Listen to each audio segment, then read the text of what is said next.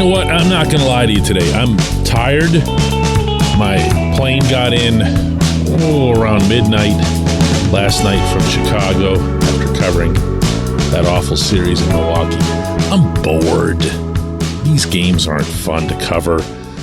These outcomes, what goes into them, it's just the same storyline day after day after day.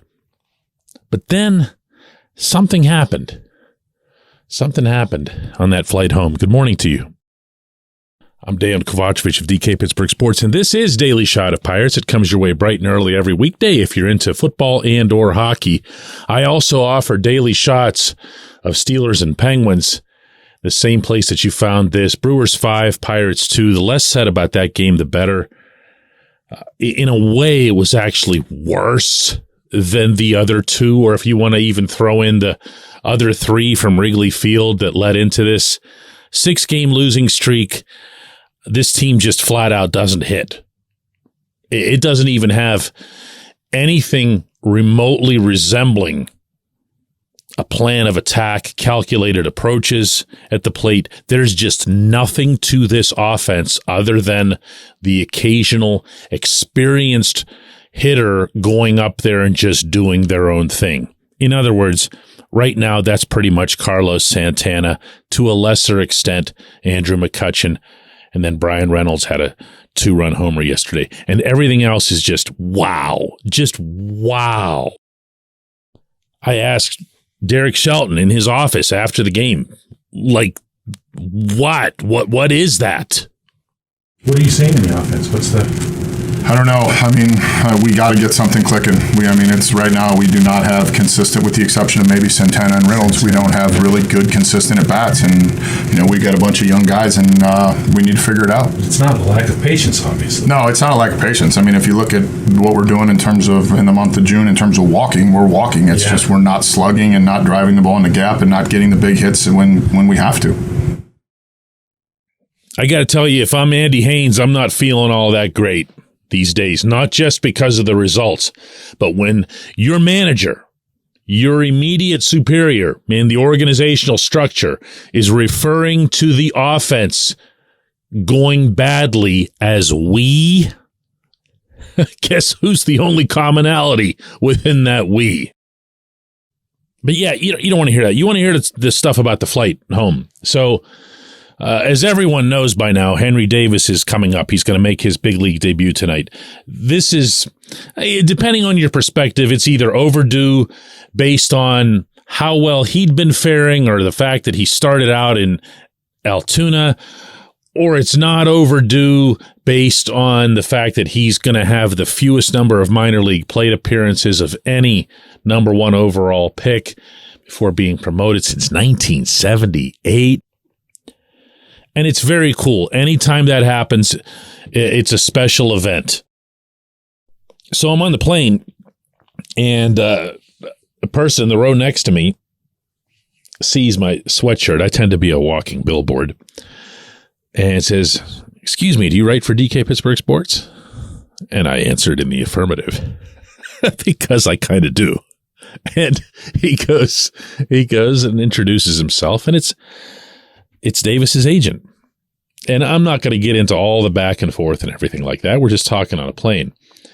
But it was the entire flight. It was the full hour and 10 minutes from O'Hare to PIT. And I got to tell you that by the end of this, and hearing about this man's experiences with Henry going back 6 years, going back to high school before Henry became who he was at Louisville, and all the stuff that went into the draft process, his relationship, meaning Henry's, with his minor league teammates, everything that he put into just the simple, singular goal of getting to PNC Park. I really had my whole day take on a different perspective. Don't get me wrong. I'm still tired. You can hear it, right? And I'm still bored with the overall team. But here we go. It's Monday. A Monday night crowd is coming down to the ballpark tonight. Longtime listeners and readers can attest that these are my favorite crowds in baseball. It's a Pittsburgh Monday night crowd because these are the fans that just live, not just for the sport, but for this franchise. You gotta be really, really into it to be coming down here on a Monday night. I don't care what time of year it is. And they do. And they are passionate, and they are vocal, and they are, I'll say it, few. If you see a crowd tonight that tops 15,000, you should know that the base sales for such a game are roughly in the 12 range, and a standard walk-up, meaning game day sales, is around 1,000, and that's if it's really good. So you're talking about this would be a 13 or a 14 max on a normal night. So whatever it is above that, you can credit that to Henry. And these people will be into it, and it will be cool. And this young man, who is as energetic, emotional, in a good way, in a controlled way, he brings almost a football mentality to baseball. That's been who he is on and off the field in baseball his whole life. He's become the leader of every team he's been associated with. And even though you can't obviously see that right at the start, it's going to take some time. He's going to be that in Pittsburgh too, based on everything that I've either experienced with him or heard about him. But especially after this flight home, this was something that reminded me of the fallacy of getting too caught up in the moment. This team, as we've seen already, can win 6 games in a row, it can lose 6 games in a row, and it can happen back to back. Several times already this season, it's occurred. It can be the worst looking first place team you've ever seen. It can look like a world beater the following week. But ultimately, none of this stuff was going to happen overnight, especially as related to the prospects. But now Henry's here, and Andy Rodriguez is just heating up. Couple of doubles, a walk, 4 RBIs, all yesterday. And more of these pieces are in place. But today and tonight, this is neat. This is something that's worth both applauding and appreciating. This is a 1-1 coming to Pittsburgh to play for the Pirates for what should be a very long time. When we come back, J1Q. This portion of Daily Shot of Pirates is brought to you by our friends at North Shore Tavern, that's directly across Federal Street from PNC Park. It's home of Steak on a Stone, an eating experience, underscoring the word experience. The steak is brought to you partially cooked on an 800-degree stone, and you do the rest. It's a ton of fun, it's a great meal, and it's a baseball atmosphere like no other in Pittsburgh. North Shore Tavern, right across Federal Street from PNC Park. Your front door, your car, your bike, your computer, your gun. Safety is a habit. Every day you lock and secure your home and everything you want to keep safe. Gun safety and responsible storage are no different, and the best way to help prevent accidents, misuse, and theft. If you have a firearm, own it, respect it, and secure it. Visit ProjectChildSafe.org. Brought to you by the National Shooting Sports Foundation and the Bureau of Justice Assistance.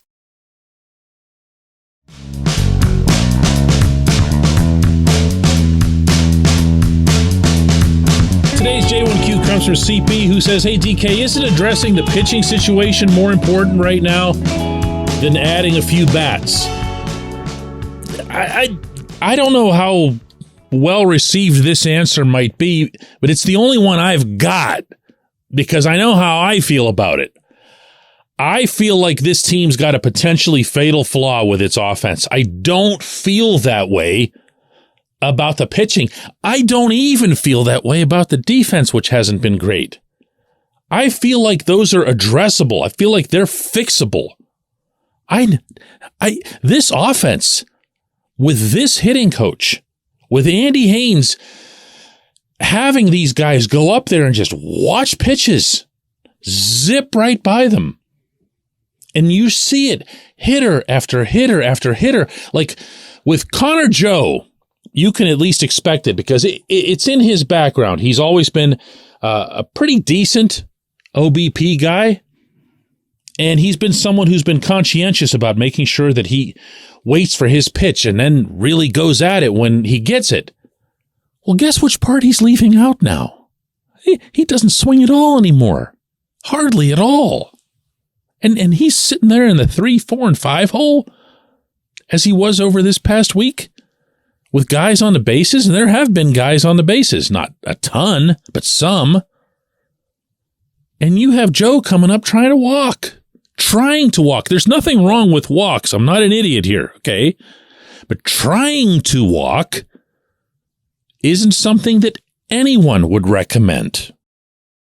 It should be, in almost every instance, a side benefit to going up there with a good, healthy approach.